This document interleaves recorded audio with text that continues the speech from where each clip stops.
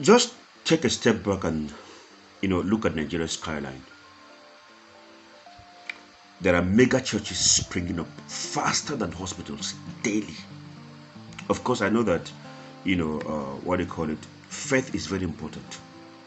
But in a country where millions of people who always say, I receive, I receive, I receive, lack access to basic health care, should the biggest private investment focus on religious monument or life-saving institutions? Look at it very well.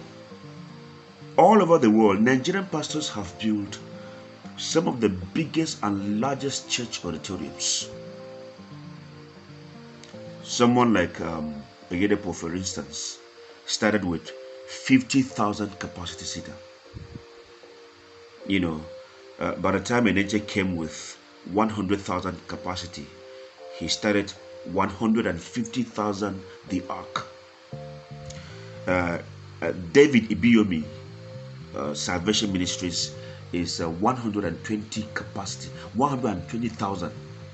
The Oga Patapata himself that's RCCG, EA Adeboye, is a 3-kilometer long redemption camp that can host millions of their members.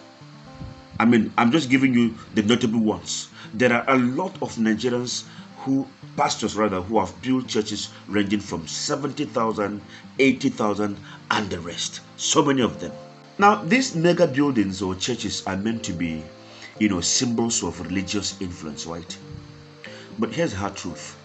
Do you know that Nigeria has fewer than 55,000 doctors for 220 million peoples, whether people or peoples? And thousands of these doctors are leaving the country in search of better conditions, work conditions, in Western countries. In fact, in the past 5 years, about 15,000 to 16,000 medical doctors have left this country. And then to think that their GOs travel outside the country for medical tourism, explore these things while their members are struggling to access basic health care, leaves nothing but bitter taste on our lips. Now, Dr. Enenche, for instance, is a well-trained medical personnel who chose to, invest in 100,000 capacity church or auditorium. What do you think would have happened to this country if this man had invested in a world-class medical center instead? A facility that would have trained, doctors, that would have provided employment, and that would have also saved lives. But let us not just single out Dr. Paul Enenche. My question is this: why hasn't any of these top-tier, pastors with their influence been able to invest? Okay. As I'm asking the question, I'm thinking, because if they invest in a very good medical center, for instance, their members will stop falling sick.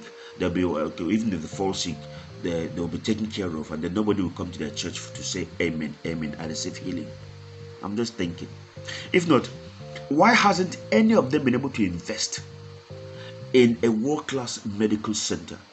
Imagine if a fraction of these billions invested in these mega churches was just diverted into a world-class medical center. What do you think will happen? Can you imagine it? I know that faith is very, very essential, honestly. But shouldn't religious influence solve real problems like unemployment and and healthcare? Why encourage members to, receive healings and believe that they've been healed, when you travel outside for medical tourism? Why? Now, before you cover my throat, I know very well that it is not their responsibility to build, hospitals.